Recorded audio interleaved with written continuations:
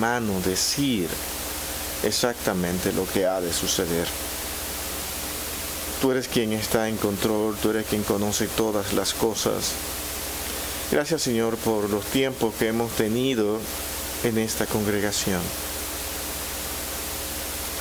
Damos tanta gracia, Padre, porque cuando pensamos en este mes de abril y que decimos 16 años se aproximan de estar trabajando, de estar hablando de tu palabra, ¿cuándo fue que ese tiempo pasó? ¿Qué es lo que hemos hecho? A veces nos entristecemos porque tal vez nosotros esperamos más, queremos más. Pero cuando pensamos, Señor, en quién tú eres, nosotros decimos, Señor, ¿qué es lo que significa más y menos en tu reino? En esta tierra nosotros no sabemos lo que es más ni menos. Pero tú eres quien sabe cuál es la cantidad de las cosas que nosotros hemos hecho. Y no la hemos hecho nosotros, sino tu dirección. Ha sido tu propósito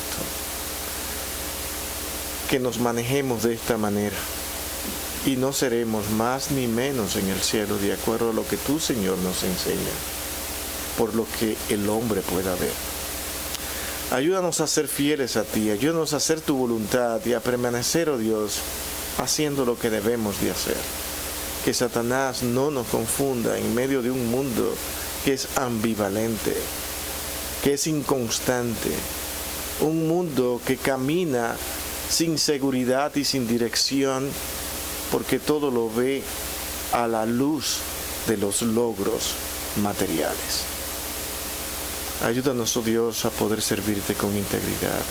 Y esta clase que vamos a tener, oh Dios, que seas tú quien nos ayude. En Cristo, tu Hijo amado, oh Dios, lo pedimos todo con gracia siempre. Amén.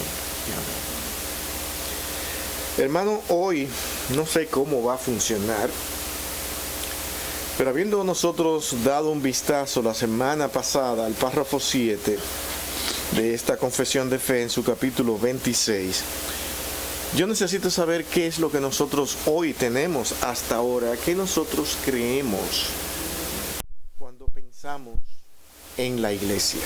¿Qué es lo que yo creo de la iglesia de Cristo? No quiero sentirme que estamos hablando, diciendo algunas cosas y tal vez no están siendo captadas en el sentido más esencial de lo que nosotros queremos enseñar. Hermanos, hay mucha confusión ahí con respecto a lo que es la iglesia. ¿Cómo podemos nosotros definir la iglesia de Cristo? No tenemos ni siquiera que ser muy profundamente teológico, ya que por obligación muchas veces tenemos que hacerlo. Pero tal vez en un sentido general, en un sentido vago, ¿qué es lo que ustedes creen cuando piensan en la iglesia de Cristo? Piensen en lo que hemos hablado. Así, sencillamente, ¿qué es la iglesia para ti?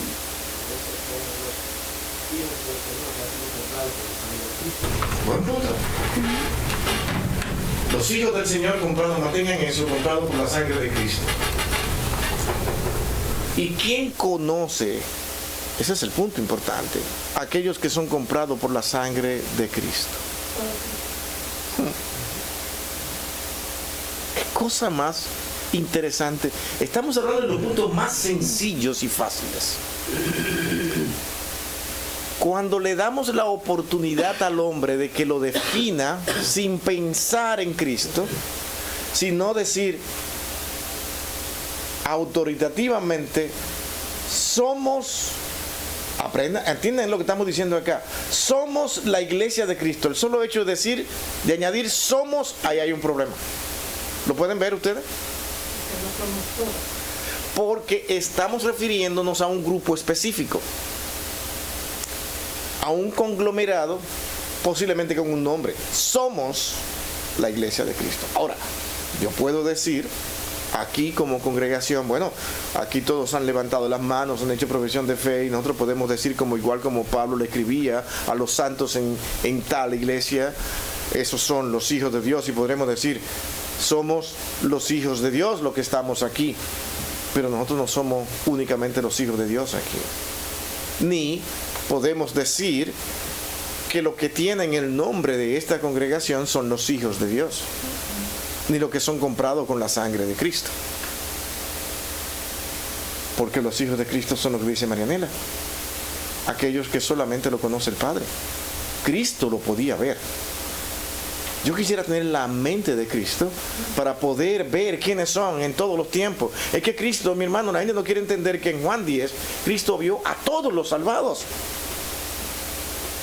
Y pudo decir en esa obra ya terminada, donde Él tenía que llevarla a cabo con su sangre y allí sellarla, antes de su muerte pudo decir, Señor, solamente he visto en este tiempo de culminación de este ministerio, el Señor sabía que ya había dicho lo que tenía que decir. Y dice, lo que me has dado, he visto que no se ha perdido ni uno. Ahí me pone a temblar eso, porque está dando una seguridad de todos aquellos. Acuérdense que el plan de redención y salvación fue planificado en la eternidad. Desde el momento mismo en que Adán y Eva fallan, este plan se da a conocer.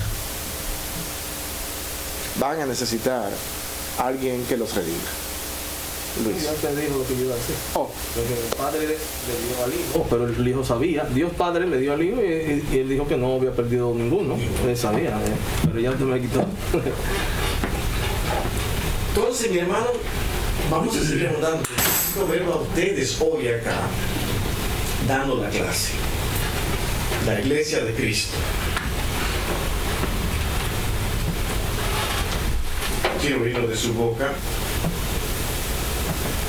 Y es, ¿cómo son los que son redimidos y salvados por Cristo? Es una pregunta muy fuerte, ¿no? ¿La meditaron? ¿Cómo podemos nosotros tener por lo menos algo de luz para decir, estos son hijos de Dios? ¿Los conocerás? Por sus frutos, dice un texto, eso nos ayuda bastante. ¿Quiere conocerlo?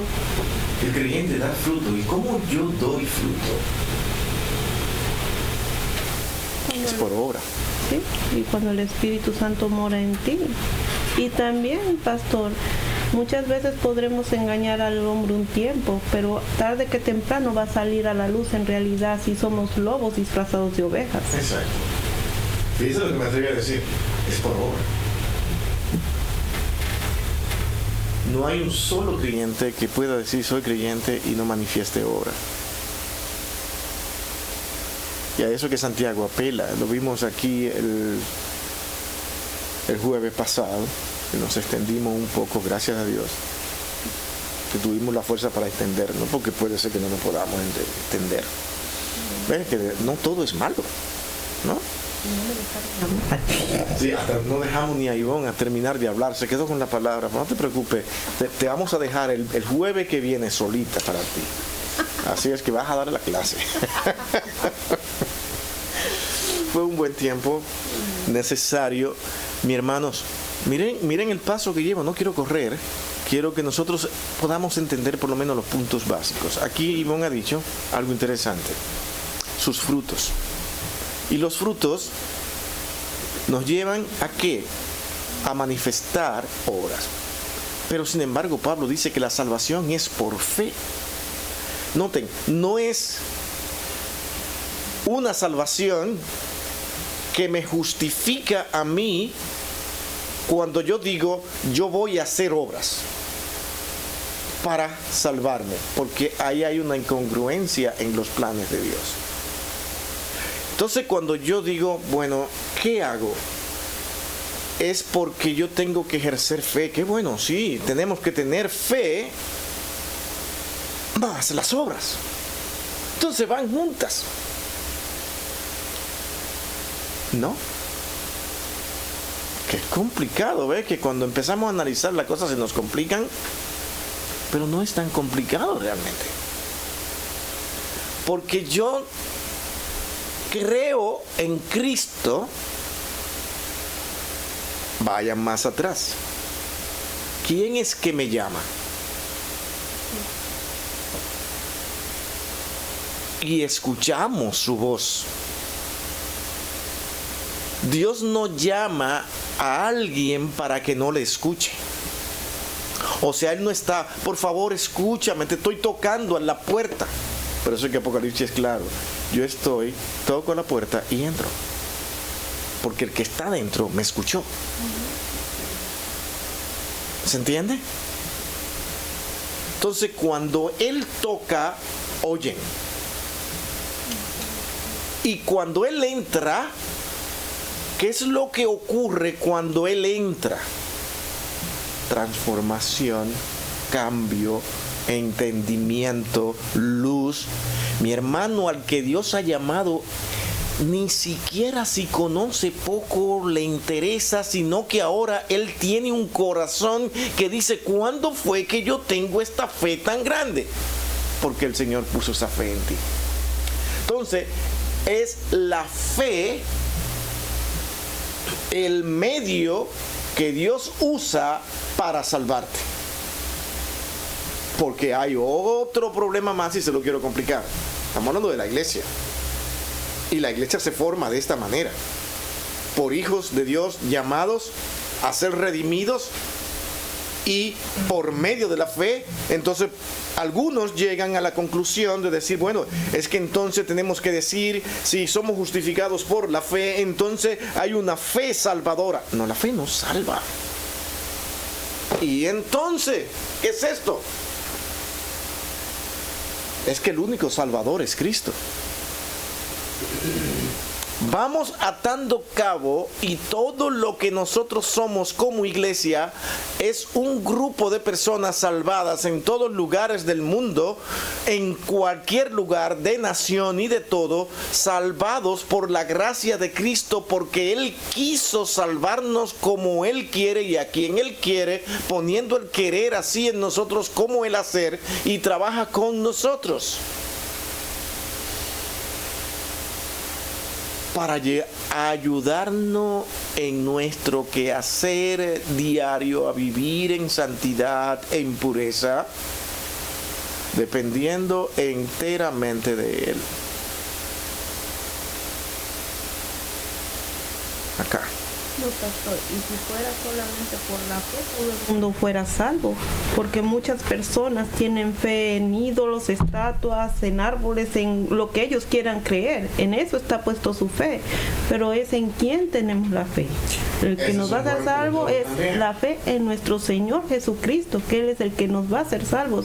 Porque el otro día estaba yo hablando con los vecinos ahí de la plaza, y es lo que me estaban diciendo. No, dice, es que todos vamos a ser salvos. Le digo, no, el único que nos va a hacer el único que nos da la salvación es nuestro Señor Jesucristo, porque Él es el que vino a morir por nosotros en la cruz. Dice, no, dice, pero como que unos creen en Buda, otros creen en esto, y es su fe lo que... No, la fe no es lo que salva, es en quién pones tú tu fe. Por eso dice en espíritu y en verdad. Tiene que estar la verdad de por medio. Si no hay verdad, entonces vamos a estar creyendo lo que queremos. Y es cierto. Una inmensa, gran cantidad de personas dicen, lo importante es que tú tengas fe, porque la fe es la que nos lleva a buscar de Dios. Y ya después Dios se encarga de lo que sea. No es que lo que Dios hace, lo hace bien hecho. Y tu actuar te va a llevar a ti a hacer lo que Él ha querido, en los límites que tienes, en los propósitos de Dios, porque Dios maneja tu andar. Tú eres un siervo de Dios en sus manos ahora. Tú solamente estás recibiendo órdenes de Dios de cualquier manera, como Dios quiera. Tú la escuchas, la obedeces, y a medida que tú vas mirando lo que Dios quiere de ti, tú te vas apropiando de eso. No te rebelas contra la voluntad de Dios, no peleas con Dios, sino que te sometes. No es como yo tener un concepto de lo que yo creo que es Dios y entonces ir a la Escritura para que la Escritura me apoye lo que ya yo determiné. Y de ahí nacen entonces todas las falsas doctrinas.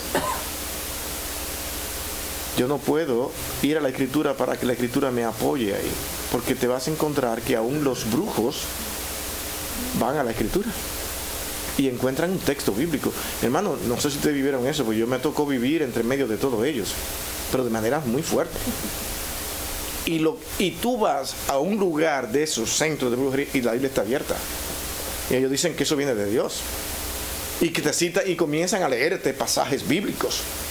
Llaman a Dios y buscan. Oh, no, una cosa más grande. No piden permiso a Dios. Lo usan como para engañar a la gente pensando que es que ellos creen que es así. Están engañados. Que los que están engañados son ellos y hacen cosas increíbles. Acuérdate que son Satanás es astuto. dando terreno que no son de aquí.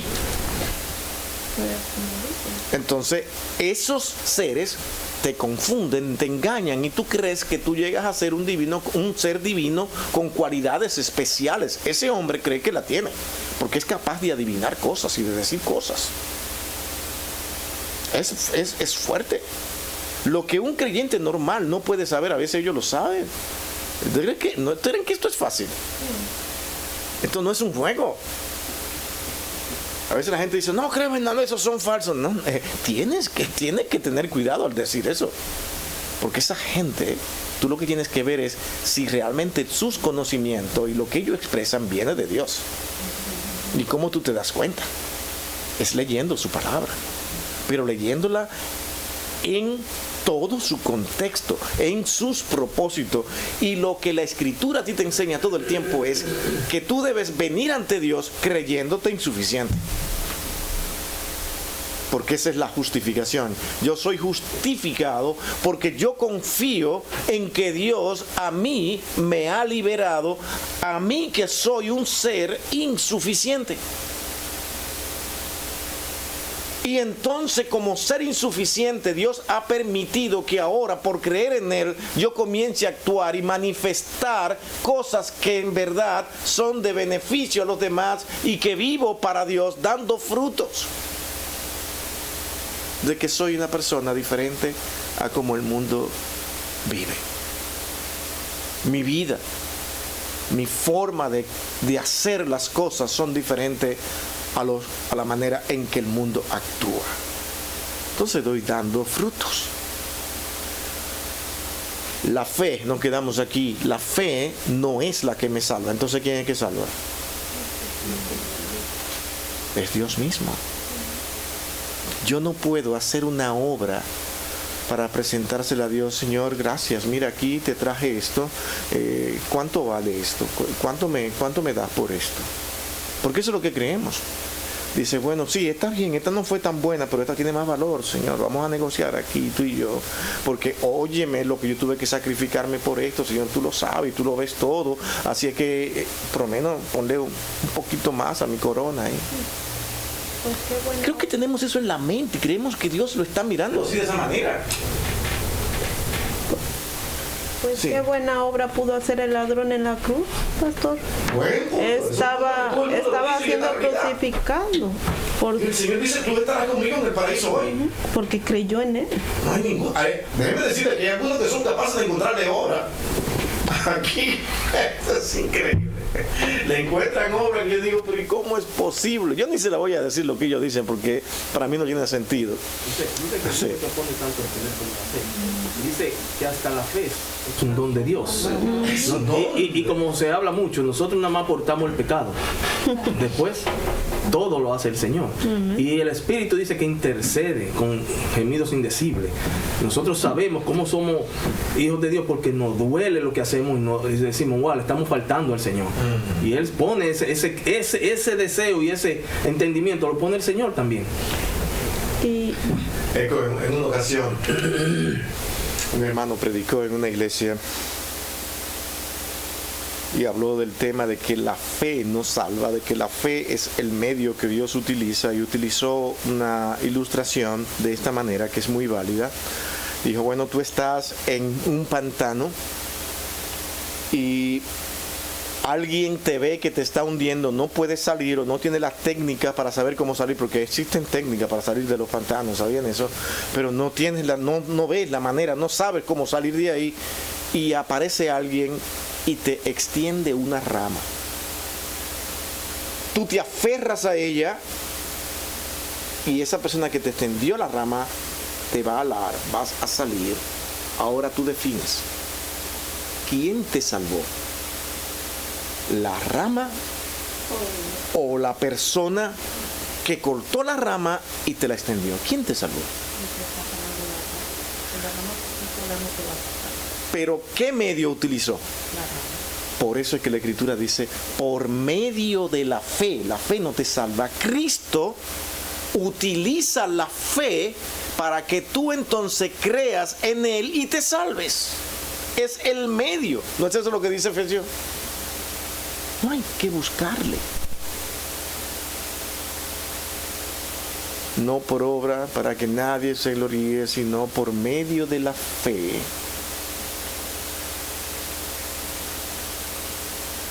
Somos salvados. ¿No ese es el medio? Entonces esa persona nos llamó a mí y al pastor de ahí, de esa congregación, furioso. Porque ¿cómo es posible que la fe no salve? ¿Quién ha dicho una herejía aquí, que la fe no salva? Dice, pues, yo creía que era Cristo que salvaba.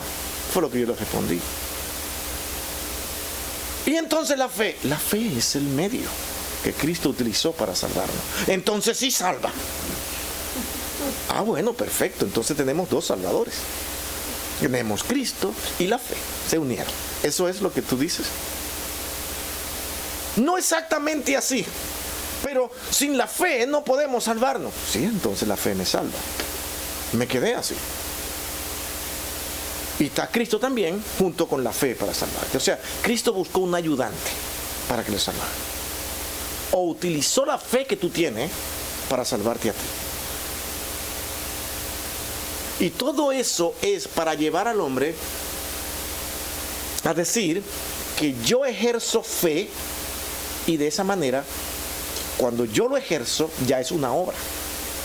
Yo actúo y convenzo a Dios de mi fe. Porque ¿cómo yo voy a convencer a Dios de mi fe? Pero clarísimo está, por las cosas que yo hago. Hago cosas y muestro mi fe, como dice Santiago. Santiago dice que yo debo mostrarle a Dios por mis obras que yo creo. Ve qué cosas cambian. Todo lo que Dios ha enseñado, lo cambian. Yo muestro obras, cosas que son buenas, y entonces yo le muestro a Dios que yo confío en Él. No. Es que por cuando tú confías en Dios, es lo que Santiago está diciendo, tú tienes una fe viva. Cuando tú lo manifiestas. De lo contrario, tu fe es muerta. Es como decir, como hay cantidad de personas que dicen, yo creo, y el mismo Cristo dijo, no todo el que dice Señor, Señor, entrará al reino de los cielos. O sea, no es todo el que diga yo creo, yo tengo fe, porque tu fe muchas veces llena de arrogancia y de vanidad y de propósitos que quieres para ti. Al que Dios ha salvado, lo primero que hace es, cuando abre los ojos, ha sido cambiado, transformado. Es que él antes creía que era mucho, ahora cuando entra dice, es como, wow, pero Señor, ¿quién soy yo? ¿Quién soy yo para que tú me salves a mí? Se dio cuenta de que él no era la persona más capaz, más valorada para que Dios lo salvara. Lo primero que hace un creyente es que se ve a sí mismo, Señor, ¿cómo es posible que tú me salves a mí? Ahora creo en ti. Tú eres quien me ayudarás a caminar. El no creyente, que tiene una fe muerta, viene con arrogancia. Ahora observe cómo vive. Como vive por obras, él hace cosas buenas y él piensa que ya tiene su día ganado. ¿Y qué hace?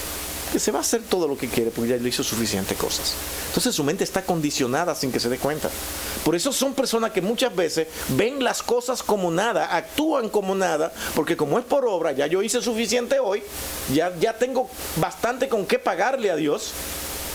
Bueno, se van a ir dañando un poquito con lo que voy a hacer ahora, pero después yo la recupero otra vez y la pongo en el mismo saco.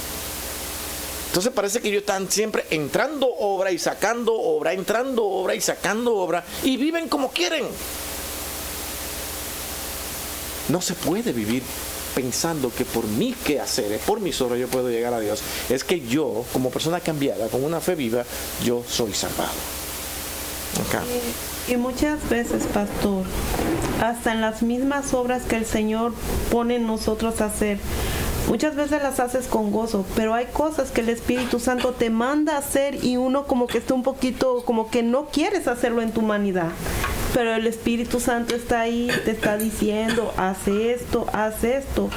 Hasta las mismas obras que el Señor determina en nosotros, Él las pone en nosotros. De antemano, dice la Escritura. Ya estaban ahí, claro, que esto es complicado. Pero es un plan de Dios. Ahora hay algo. Y de esto yo te lo dije el jueves. No se puede ir sin esto. Yo creo que Dios puso una responsabilidad en nosotros. Y eso Él lo deja actuar.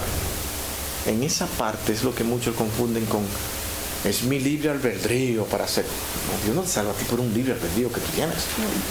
El asunto es que tú tienes una responsabilidad que Dios la va a dejar actuar. Y es por eso que Pablo en ese capítulo 3 de 1 Corintios nos da una claridad de lo que pasará en el cielo. Muchos Dios le entregará dones como a todos los creyentes y los guardarán. Otros estarán activos en esa responsabilidad que Dios le ha dado y llegarán al cielo reclamando dones y talentos, y se van a encontrar algunos, como dice Pablo, es que algunos van a llegar como por fuego.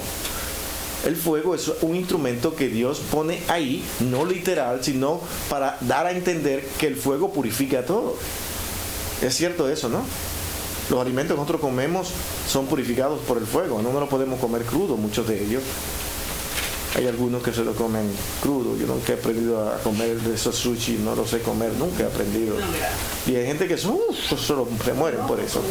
Sí, pero el asunto es que la realidad es que el fuego purifica todo, incluso da forma a ciertos metales, y al calentarse, algunos llegarán donde vivirán como si fueran hojarasca, pero de esas hojarascas por algunos palitos quedarán ahí enteros y serán salvos así, probados por fuego. Algunos tendrán, y esos serán creyentes. ¿Cómo quisiera usted llegar? ¿Cómo querrá usted llegar al cielo? Dios no va a violentar eso. Usted va a actuar, usted va a hacer cosas, y por sus frutos se va a conocer que usted es un creyente. Usted se va a encontrar con creyentes que casi no hacen, están así ambivalentes, que no trabajan, no hacen nada para el Señor, y tú quieres que hagan algo para el Señor, y tú dices, pero caramba, pero tú sabes que es un creyente. Hay algo en ti que te dice que es un hijo de Dios. Y tú dices, Señor, ¿será que este va a llegar allá apenas con un palito ahí así achicharrado, más o menos? ¿Cómo será que llegará, no? Porque que no hace nada para el Señor, nada de nada. Allá. Yo le agregaría a eso, pastor, su lucha diaria con el pecado, nuestra lucha diaria para agradar al Señor. O sea, es como hablamos el jueves, desde que te levantas con ese deseo en ti de yo quiero agradarte, Señor. O sea, esa batalla, tú no vives el día porque sí, un día más y ya. El creyente no lo vive así, el creyente lo vive pendiente a su Señor y cómo quiere agradarle en ese día. Y eso es bueno, porque esa es la actitud de todo creyente.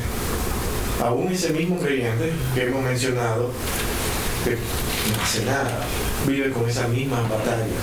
Pero hay creyentes que son eficientes, que sus dones lo ponen en práctica y se ve fruto de lo que hacen en su actuar. Entonces es como que todos debemos estarnos preguntando, Señor, ¿qué yo estoy haciendo para ti? Si tú vienes hoy, ¿qué te presento? ¿Cómo me encontrarás? Y el Señor sabe que tú le amas, pero no has sido diligente. Hay miles de excusas, miles de cosas que te metes en el camino, que puedes hacer una cantidad de cosas seculares, pero cuando tienes que hacer algo para el Señor, ahí el tiempo no te alcanza. Y luego te vas a la casa y está la molestia porque te sientes mal. Dios permite que te sientas mal. Dios permite que te angustie. Dios permite hasta que te desanime, que diga, Señor, yo soy tu hijo. Yo soy tu hija. Luego te das cuenta que si tienes ese sentimiento es porque hay una preocupación muy profunda dentro de ti que te dice, eres de los míos. Porque otro que no sea mío no se preocupa de esa manera. Entonces entran esas confusiones en nosotros y decimos, Señor, por ayúdame a resolver este problema. No, trabaja. Hermano, el día que usted comience a actuar y trabaja para el Señor, yo no sé por qué que viene ánimo a su vida. Mi hermano, cuando usted le habla a alguien de Cristo y que esa persona le escucha, ¿qué es lo que viene en su corazón? Una sensación de, pero ¿por qué me siento como tan bien? ¿Qué pasó? Hablé del Señor a alguien. ¿Ves? Y tú no sabes por qué te sientes bien. Porque el Señor te da muestra de que hiciste lo que Él quiere. Porque a eso hemos sido llamados. Contribuir en una iglesia. ¿Qué es lo que hay que hacer para que esta congregación funcione? Para que nosotros podamos tener más personas salvadas. Bueno, pues, predicar la verdad. ¿Qué más podemos decir de la iglesia de Cristo? La iglesia de Cristo hace algo muy importante y es lo que acabamos de decir. Pero quiero que ustedes me lo digan. ¿Qué hace la iglesia de Cristo? Aquellos que son redimidos, que son salvados, que ahora dan fruto, son llamados a dar fruto. ¿Qué es lo que hacen? Hacer lo de la gran comisión, ¿cierto? Ser discípulos. Predicar el evangelio, ir y hablar por todo el mundo. Esa es la labor de los hijos de Dios, de la iglesia de Cristo. Ahora, mis hermanos, con el tiempo, la gente ha perdido el sentido de la manera en que se debe predicar la palabra de Dios por las enseñanzas de los hombres. Cómo nos han ido llevando, acorralándonos a que nosotros veamos un evangelio predicado en forma que agrade a los hombres. Mi hermano, las personas de estos tiempos no resistirían a Pablo, no lo aguantarían. No aguantarían pero ni de juego a Juan. Juan iba directo a lo que tenía que decir, le enfrentaba la maldad y el pecado tal como era, no iba con palabras suaves y que agradaran al oído. No iba, como decimos, con medias tintas, si entienden ese lenguaje, ¿no? Vamos directo. Hemos perdido el sentido de ir y decirle a las personas, sin el Señor, tú irás al infierno. No, espérate, ¿cómo vas a decir infierno? Eso ofende. Tú eres, ¿qué maldad hay en tu corazón? Tienes que decirle, hablarle del amor de Dios. Es por eso que cuando en Occidente se fue perdiendo la autoridad que aquella iglesia corrupta, dañina, por corromper el evangelio, había perdido autoridad, ellos comenzaron ahora a tratar de ganarse las personas mostrando a un Cristo dulce, amable y dulce. ¿Se acuerdan del Renacimiento? Todas las figuritas que tenemos y todas las imágenes que tenemos hoy en día vienen del Renacimiento. ¿Cómo dibujan al Cristo, que es una imaginación, que no es el Cristo porque es una imaginación de un artista? Era como el Cristo, así afeminadito, una aureola. Luego le pusieron un corazón aquí, porque es amor. Y nosotros nos grabamos esas imágenes, esa actitud de nuestras mentes, y ahora tenemos que decir que a las personas hay que adorarla, amarla. No la puedes ofender, porque jamás el Cristo haría eso. No, Él sí lo hizo. Le llamó a los fariseos hijos del diablo.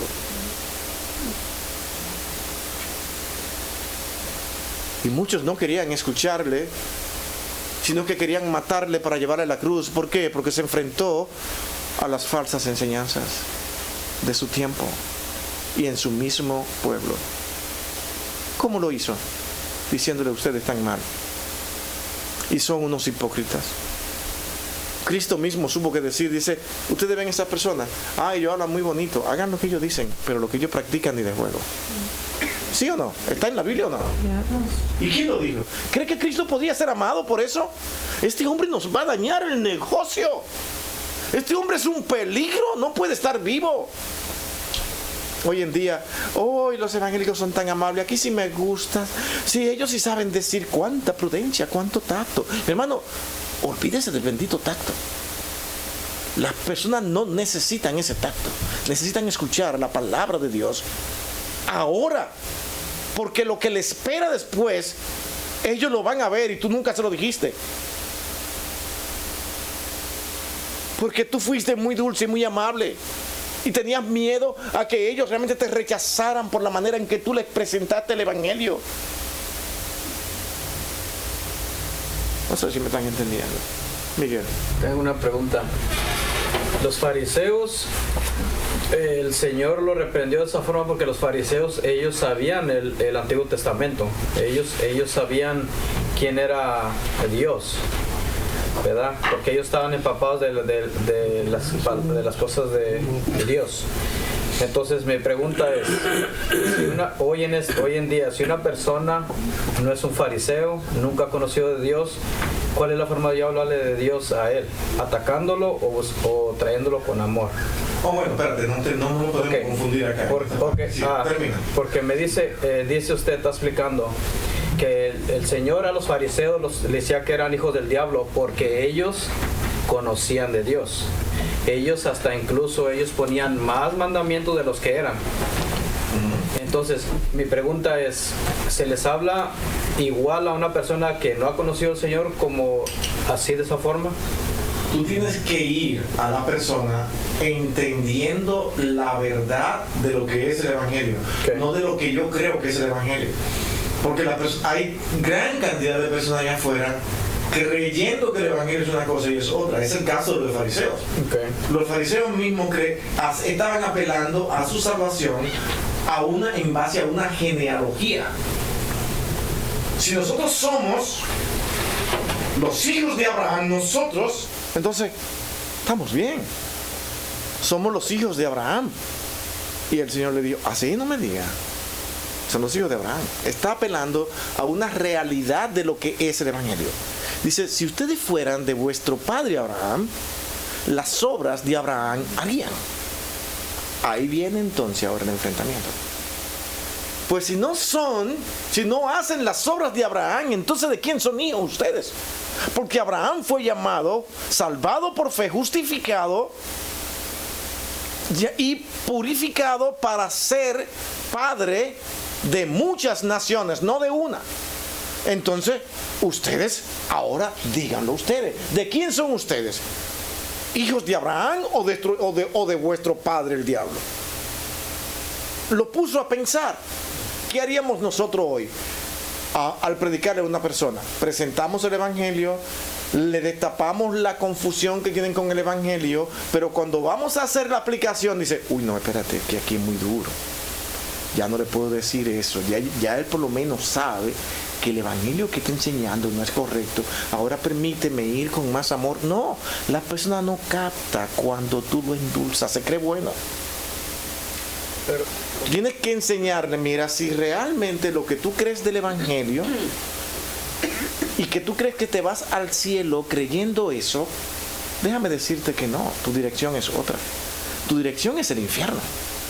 Ahí es que no queremos llegar, porque eso es muy duro en estos tiempos.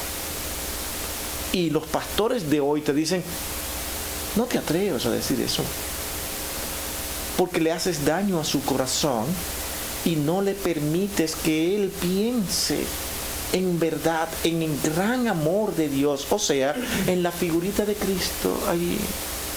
La persona que tú de esa manera piensa en esa imagen, en todos esos dibujos que se hicieron en el Renacimiento, y piensan que eso es Dios. Y se imaginan a un Dios. Hermanos, fuimos niños y nos criaron ahí. ¿Qué es lo que nosotros creíamos? Yo me imaginaba a un Dios con barba blanca allí, como así, como yo le pedía y él me oía y me pasaba la manita así todo el tiempo y decía, ay. Y eso es lo que no, tenemos a un Dios enérgico, que no va a jugar contigo y el pecado. Esa es la realidad. Por algo habla de condenación. Alguien por acá.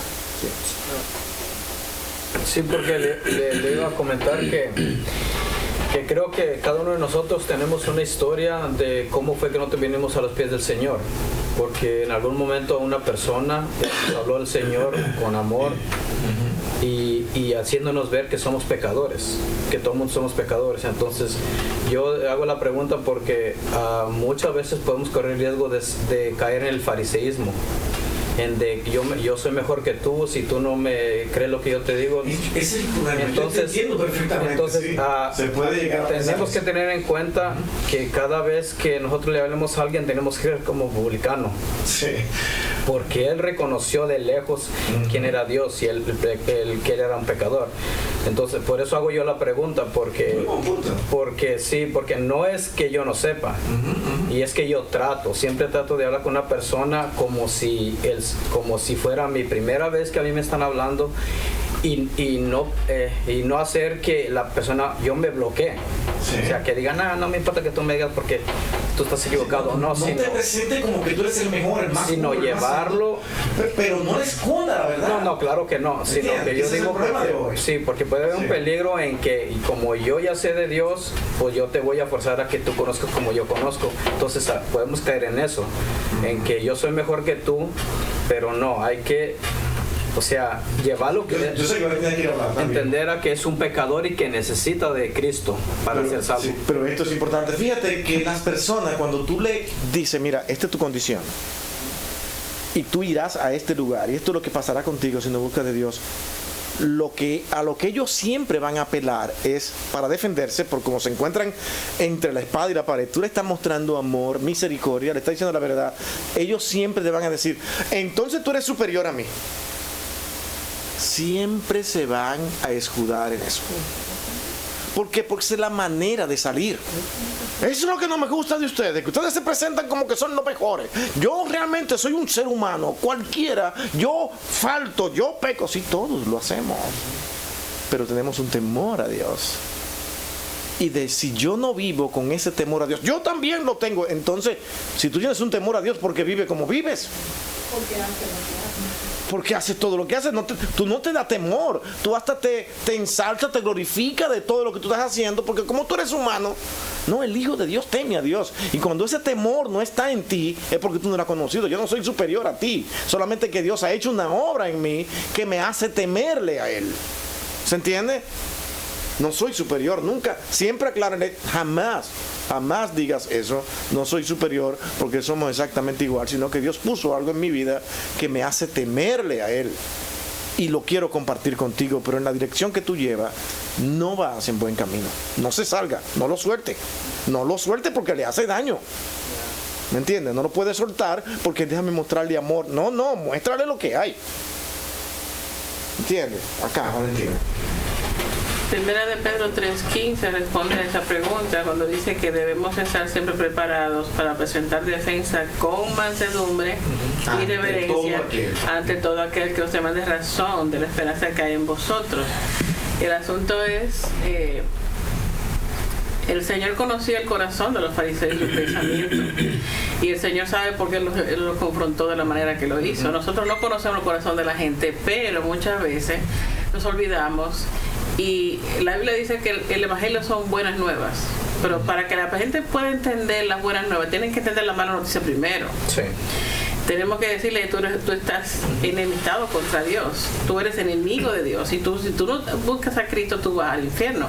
Y después decirle las buenas nuevas. Lo que pasa es que nosotros en este tiempo queremos suavizar tanto el Evangelio, hacerlo potable para tanta gente, que la gente no se me ofenda, que solamente hablamos del amor de Dios. Y no hablamos de la realidad de que la persona va a enfrentarse delante de Dios y muere en sus pecados.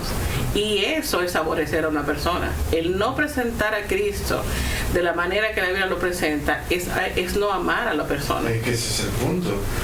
Hay más amor en aquel que no te engaña, en aquel que te hace sentir dolor, que aquel que te busca para que tú estés con él, te sientes aquí, vengas a compartir en este lenguaje que se usa maravillosamente, que parece el cielo, y usted ha venido a una fiesta, es una fiesta con Dios.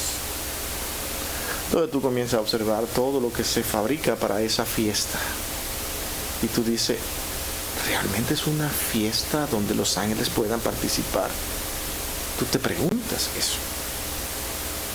¿O es una gloria al hombre? Aquí hay congregaciones que todos llegan, se sientan, y cuando el pastor va a entrar, todo el mundo se para y aplaude. Eso es muy peligroso para un ser humano. No es porque realmente esté mal en sí, porque es una muestra de te apreciamos, te queremos. El problema es que es muy delicado, porque en esa constancia, la persona que no sabe que tú aplaudes porque te sientes muy bien con esa persona, te va a decir, pero, oh, wow, que este hombre, todo el mundo aplaude, todo el mundo está aplaudiendo, yo también. Uy, ¿por qué lo hacen? Y se confunden. ¿Cierto o no? Se confunde esa persona, se confunde quien recibe los aplausos, y al final lo que tenemos es una congregación que la honra es primeramente al hombre antes que a Dios. ¿Se fija? Y ese es el problema que nosotros vamos fabricando, donde hoy los hombres caminan por títulos y más títulos, donde el título, como hemos hablado aquí anteriormente, el título de pastor, como que ya, caramba, sí, pastor, únchale, ya como que nadie me hace caso, yo era pastor, pero me dicen, únchale, yo no vi que causa tanta sensación. Espérate, yo quiero lograr algo, y yo tengo que ser una persona que la gente admire. Bueno, pues es que yo no soy pastor, cuidado, yo soy apóstol. ¿No se han dado cuenta que ya el título apóstol está cayendo, verdad?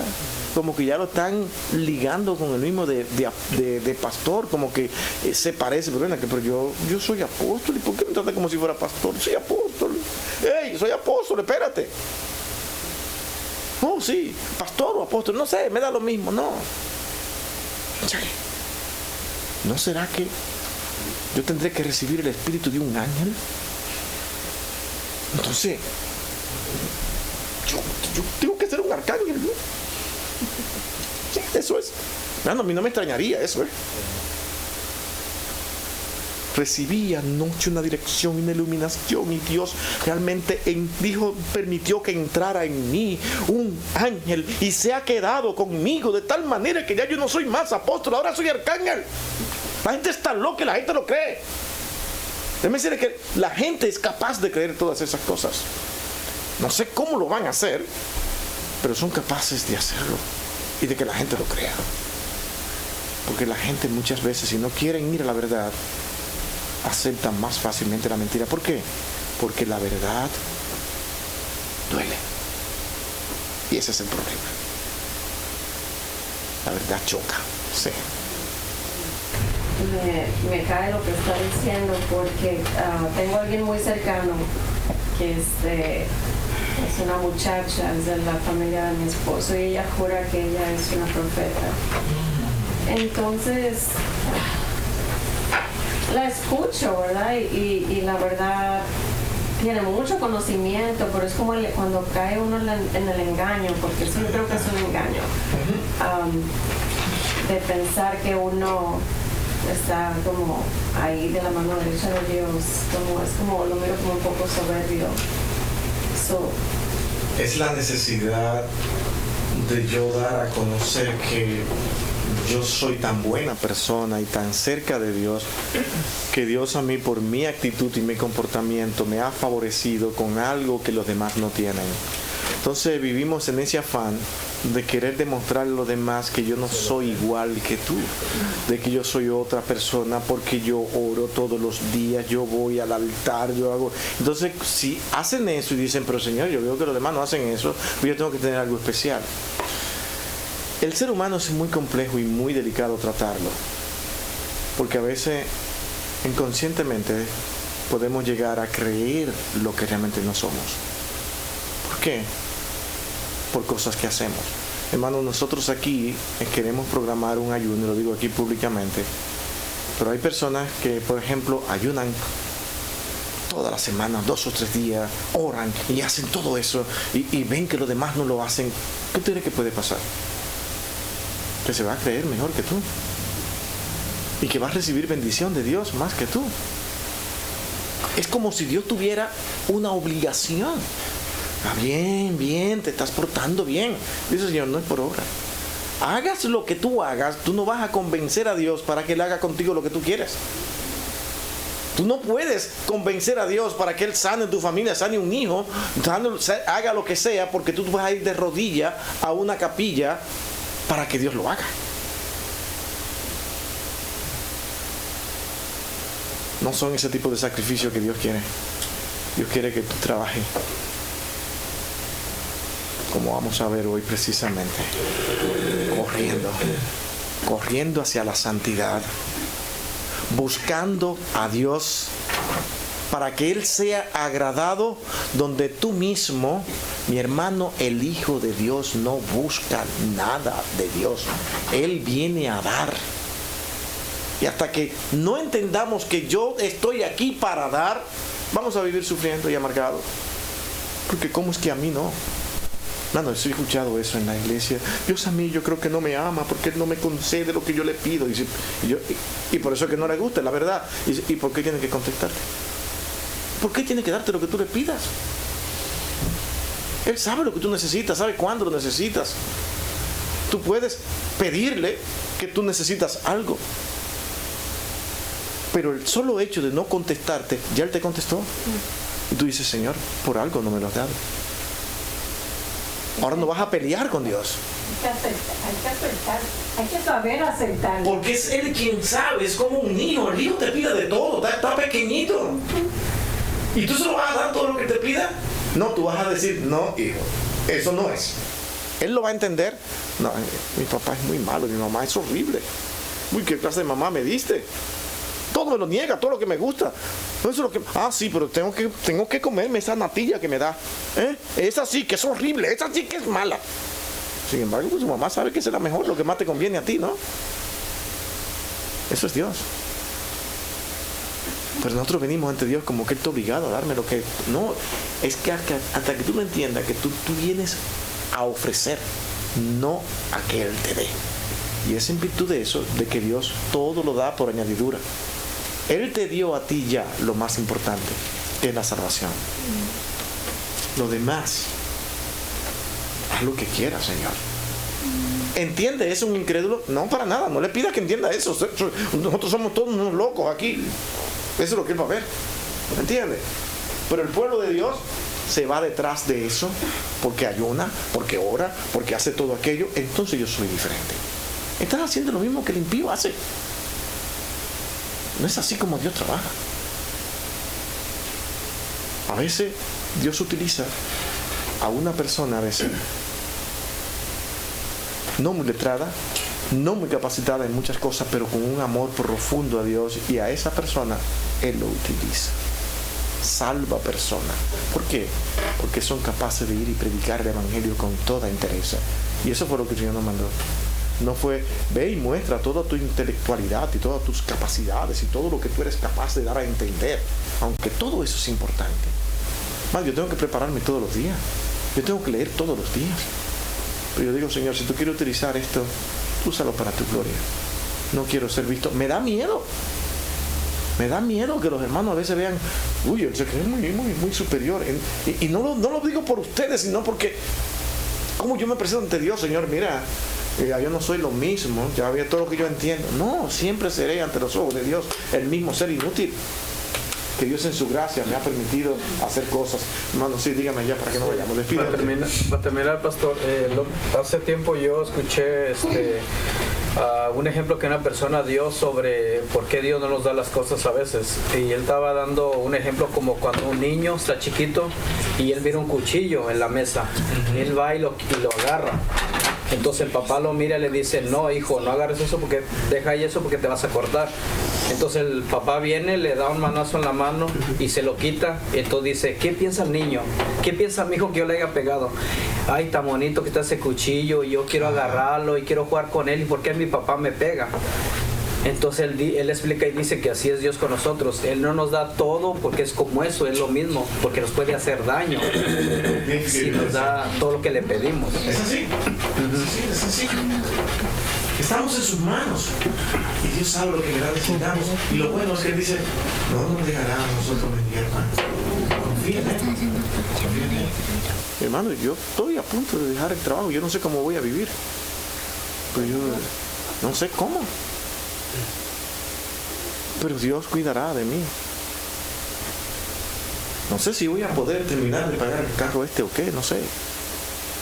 Pero ¿cree que me importa? Dios lo sabe. Hermano, yo doy gracias, bueno, lo tuve 3 meses, wow, tremendo, disfruté, qué bueno, 3 meses, ya ahora voy a andar en carretilla, tremendo, no hay problema. Lo que Dios quiera, yo no estoy aferrado por eso. Me preocupa Valentina, me preocupa a nosotros también, porque quiero que estén bien y eso, pero Dios sabrá. Y eso le dije que era lo que quería comentar, así que vayan orando por eso, no sé qué va a pasar. Pero tal vez digo eso y cuando viene a ver trabajo 10 años más, ¿no? No habla y no sabe, pero es lo que el Señor, es lo mismo que estamos hablando, es lo que Dios quiera, ¿no? Es lo que Dios es quien nos dirige y nos guarda pero mirando, lo importante es que no estemos atormentados por lo que ha de pasar mañana. Vamos a orar.